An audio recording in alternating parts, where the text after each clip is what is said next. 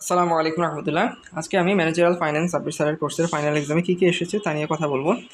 প্রথমে বলবো আমাদের কী কী সিলেবাসে ছিল। সিআইডি চ্যাপ্টার ছিল, লেভারেজ ছিল, অ্যান্ড কস্ট অফ ক্যাপিটাল ছিল। আমাদের কোশ্চেনের যে প্যাটার্ন সেটা ছিল এরকম যে থিওরি এবং ম্যাথ দুইটা আলাদা পার্ট ছিল। থিওরিতে আসছে 18 মার্ক, যেখানে হচ্ছে 3টা কোশ্চেন ছিল। 3টা কোশ্চেন থেকে 2টা আনসার করতে হবে, এরকম থিওরিতে ছিল। তারপর ছিল হচ্ছে ম্যাথে ছিল হচ্ছে প্রশ্ন সংখ্যা 4টা থেকে 3টা আনসার করতে হবে, এই হলো বিষয়। প্রথমে আমি বলি যে কি কি আসছে। প্রথমে আসছে হচ্ছে প্রথম যে ম্যাথ প্রশ্নটা ছিল খুবই অদ্ভুত ছিল। আমি জানি না এটার মধ্যে কি কোয়েশ্চেনে ভুল ছিল কি না, আমি দেখার পর আমি সরাই ফেলছি, আমি আর ওটাতে আনসার করে নিই। তো এরকম হচ্ছে আপনার ক্যাশ ফ্লো দেওয়া ছিল, কারেন্ট ইয়ার্স টু আরও 4 বছরের মোট 5টা ক্যাশ ফ্লো দেওয়া ছিল। তো মানে এই যে এইখানে যেমন লেখা না, কথার মাধ্যমে লেখা স্যার লিখে দিয়েছিলেন, এরকম টেবিল দেননি। তো ঘটনা হচ্ছে ওইখানে স্যার আবার ঢুকাইছে, আমি বুঝলাম না এটা কি ঠিক লেখছে নাকি প্রশ্নে ভুল ছিল, আল্লাহই ভালো জানে। লেখছে এখানে কি ছিল দেখেন তো, এখানে রিকোয়ার্ড রিটার্ন না 16%, ওইখানে লেখছে যে কস্ট অফ ক্যাপিটাল 12% বা সামথিং, মানে সিআইডির ম্যাথ। কিন্তু এখন আমি এটা বুঝতে পারতেছি না, উনি কস্ট অফ ক্যাপিটাল লেখলো 11%, এরপর বের করতে বলছে যে প্রবাবিলিটি ইন্ডেক্স বের করতে বললো, এবং মানে ডিসিশন নিতে বলছে প্রজেক্টটা নেওয়া যাবে কি যাবে না। প্রবাবিলিটি ইন্ডেক্স কোথা থেকে পড়াইছে আমি ওরকম পড়ি নেই, ভিতরে আছে কিনা সিআইডির চ্যাপ্টারে আমার আই ডোন্ট নো। ও আছে, এই যে প্রবাবিলিটি ইন্ডেক্স, হ্যাঁ এই যে মানে কি যে প্যাচ লাগিয়ে দিছে, এই যে প্রবাবিলিটি ইন্ডেক্স এইটা ঢুকাইছে। এরপর হচ্ছে সূত্র দেওয়া ছিল হচ্ছে এই যে এই সূত্রটা দেওয়া ছিল, এটা আইআরআর এর জন্য। আর এই যে এটাও দেওয়া ছিল সূত্রটা, এই যে এই সূত্রটা পিআই এর সূত্রটা দেওয়া ছিল। এরপর হচ্ছে এই সূত্রটা দেওয়া ছিল NPV equal to PV cash inflow PV cash outflow, এরকম মানে অ্যাড করে স্যার হচ্ছে ওই ম্যাথটা সলভ করতে বলছে। আপনারা বুঝে নেন যে এটা কেমনে সলভ করবেন, আমি একটু ধারণা দিয়ে দিলাম, আমি পরীক্ষার হলে এটা পারিনি। আর এটা তো আমার আনসার করা লাগে নেই, এই কারণে আমি এটার অত ঘাটাঘাটিও করিনি। তো এগুলো আপনাদের করে যেতে হবে, যে এই 12 নাম্বার আর এই 7-এর সাথে রিলেটেড ছিল, বাকিগুলোও দেখে যাবেন। মানে স্যার কিন্তু পেঁচাইছে, আসলে খুবই পেঁচাইছে, পুরাটা প্রশ্নই স্যার পেঁচিয়েছেন প্রচণ্ড। এরপরে হচ্ছে আরেকটা ম্যাথ, সেকেন্ড ম্যাথ, এই যে লেভারেজের ম্যাথ।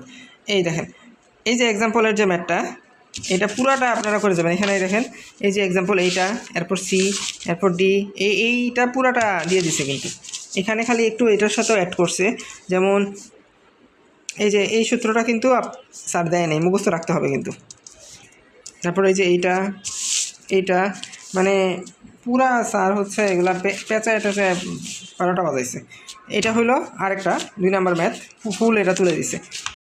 এরপর হচ্ছে 3 নাম্বার ম্যাথ, এই যে এইটাকে মানে স্যার যে কী করছে জানেন, স্যার হচ্ছে এরকম দেয়নি, মানে এই জিনিসটা যে বুঝবে সে আনসার করতে পারবে, এই জিনিসটা যে বুঝবে না সে আনসার করতে পারবে না। আমি তো বর্তমানে 601 সিআইডি কোর্স পুরোটা করতেছি, ওইখানে আমাদেরকে এগুলা কিভাবে আসছে ফুল আমাদের এই সাইডেরগুলো মুখস্থ রাখতে হয়, বাকি ক্যালকুলেশন ফুল করতে হয়। একটা ম্যাথ ক্যালকুলেশন করতে 1 ঘন্টা 10 মিনিট লাগে এরকম। তো তো প্রশ্নে বলা ছিল এটা যে আপনার এরকম ছিল না, এই একেবারে কথায় লিখে দিছিল, এই যে এই ম্যাটটার মতো এ আর আছে না, এ আর এর মতো প্রায় এরকম করে কথায় লেখছে, এরকম তো এই ফুবো এটা না, এরকম করে এই বিষয়গুলো কথায় লেখছে।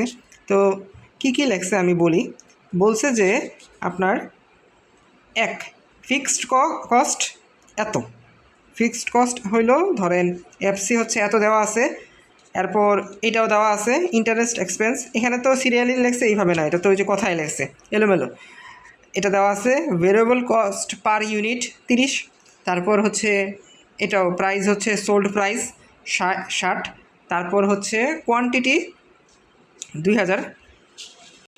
এরপর এটা কিন্তু দেওয়া নেই ইবিআইটি মানে কি, earning before interest and taxes, এটা কিন্তু দেওয়া ছিল না, ঠিক আছে। কিন্তু আপনার এই 3টাই বের করতে হবে। কিন্তু এখন ঘটনা হইল যে সবাই মোটামুটি এই সূত্র যেহেতু আছে ডিওএল দিয়ে, এগুলোর তো সবগুলা আছে, এটা বের করা যাবে, এটা বের করা যাবে।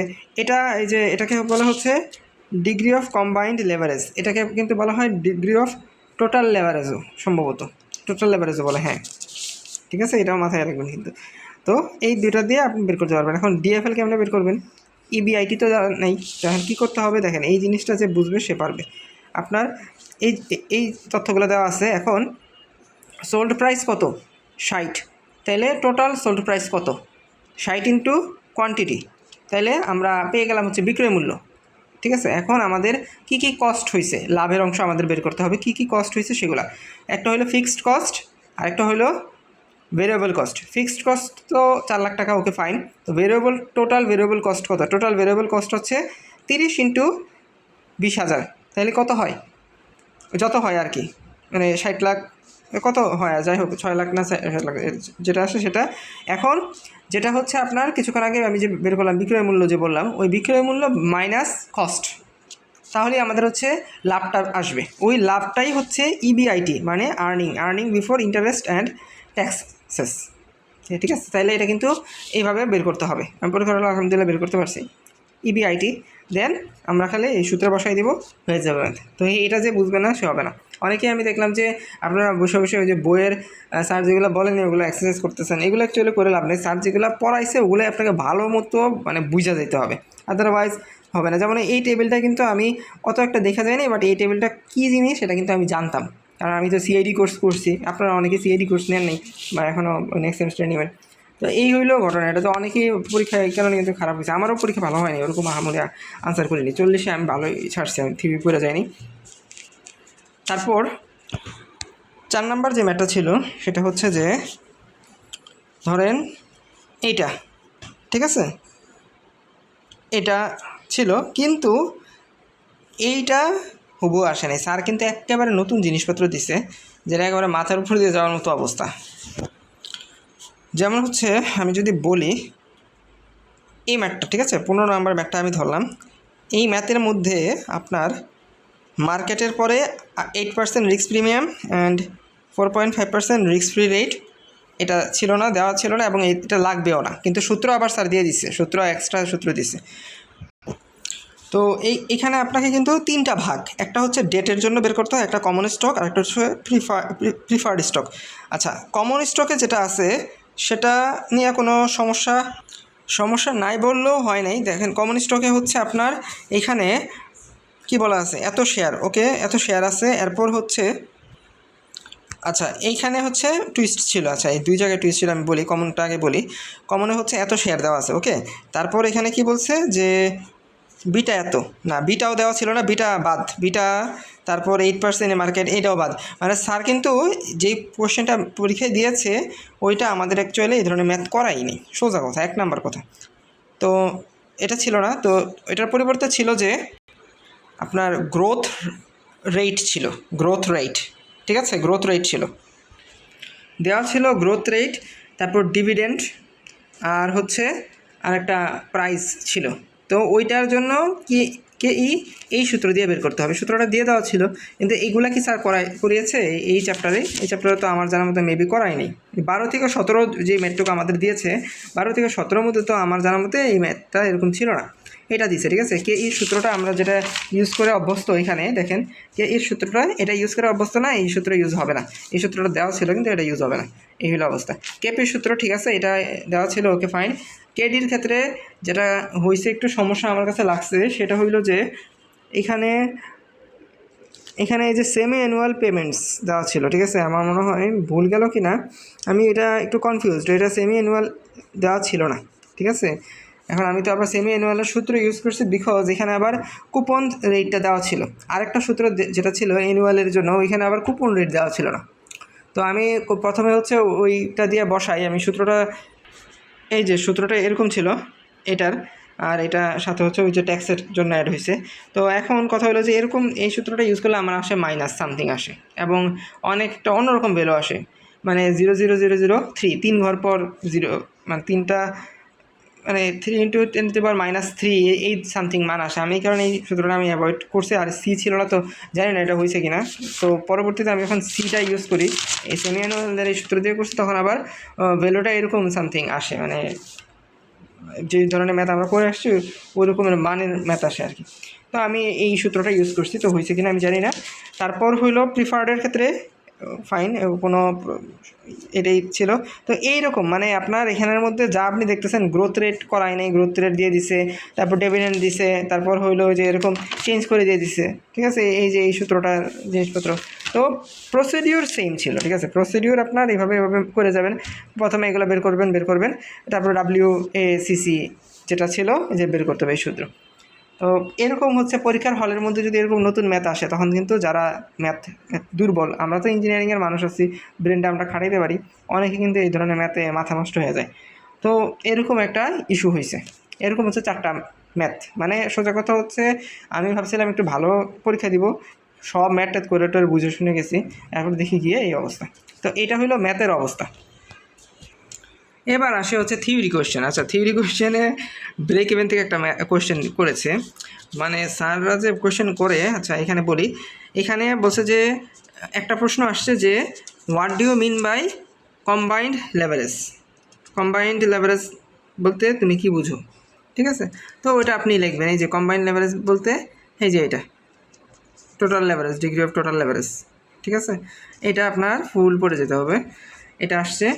তারপর বলছে যে আরেকটা কোশ্চেন, যে মানে একটা কোশ্চেনের মধ্যে আমি যে বললাম থিওরিতে কেমন কোশ্চেন ছিল আমি বলি। থিওরিতে মোট কোশ্চেন ছিল 3টা, ঠিক আছে, 1 2 3 3টা কোশ্চেন ছিল।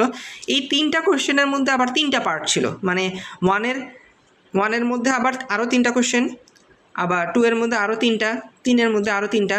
তো থিওরি আমাকে আনসার করতে হবে কয়টা, টোটাল 1 2 3 ছিল, 3 থেকে 2টা আনসার করতে হবে। পার কোশ্চেনে মার্ক ছিল হচ্ছে 9 করে, 9 মার্ক করেছিল। তার মানে হচ্ছে ভিতরে যে প্রত্যেকটা কোশ্চেনকে আরও 3টা করছে, তার মানে প্রত্যেকটা ছোট ছোট প্রশ্নের মানও কিন্তু 3 করেছিল, মানে আপনাকে মোট 6টা প্রশ্নের আনসার করতে হবে। তো একটা কোশ্চেন তো আমি বললাম যে what do you mean by degree of leverage, 1 নম্বর কোশ্চেন। আরও একটা কোশ্চেন, সেটা হচ্ছে যে অটোমোবাইল ইন্ডাস্ট্রিতে অপারেটিং লেভারেজ কেমন হতে পারে, মানে কেমন হতে পারে এক্সপ্লেইন, মানে কেমন হইতে পারে এটা এক্সপ্লেইন করতে। এটা আমি মানে বুঝলাম না, এটা স্যার কী ধরনের হয়তো ক্লাসে বলছিল হয়তো যে অপারেটিং লেভারেজটা কী হইতে পারে বা সামথিং। তো অটোমোবাইল ইন্ডাস্ট্রিতে কেমন হইতে পারে এবং কেন আমার মতামতের পক্ষে যুক্তি দিতে হবে, ঠিক আছে। এই প্রশ্ন আসছে। তো এইগুলো পড়লে কি এখানে আসছে কোনো, এগুলো কিন্তু খুব মানে অনুধাবনমূলক প্রশ্ন। 3 নম্বর প্রশ্ন, ডিভিডেন্ড গ্রোথ মডেল এবং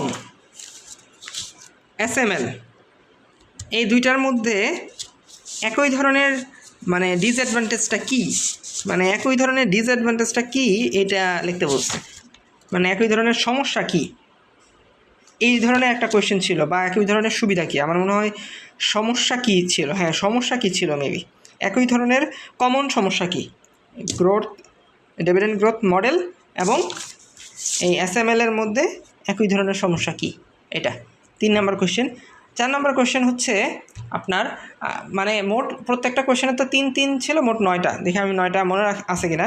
আরও একটা কোয়েশ্চেন ছিল 4 নম্বর, সেটা হচ্ছে যে আপনার SML দিয়েছিল, আমার না ঠিক মনে আসতেছে না, SML দিয়ে আরেকটা কোয়েশ্চেন ছিল SML দিয়ে। তো SML দিয়ে আপনাদের একটু ফোকাস দিতে হবে, সোজা কথা SML অ্যাপ্রোচ এগুলো কি, এগুলো ফোকাস দেবেন। আচ্ছা আমি 5 নম্বর কোয়েশ্চেনে চলে যাই। 5 নম্বর কোয়েশ্চেন যেটা ছিল সেটা হলো যে কস্ট অফ ক্যাপিটাল এবং IRR এর মধ্যে পার্থক্য কী, কস্ট অফ ক্যাপিটাল এবং IRR এর মধ্যে পার্থক্যটা কী, এটা হইল 5 নম্বর কোয়েশ্চেন। 6 নম্বর কোয়েশ্চেন, এই যে এটা আসছিল পেব্যাক পিরিয়ডের ডিসঅ্যাডভান্টেজ কী, লিমিটেশন কী আসছে, লিমিটেশন কী, এটা লিখতে হবে। 7 নম্বর কোয়েশ্চেন,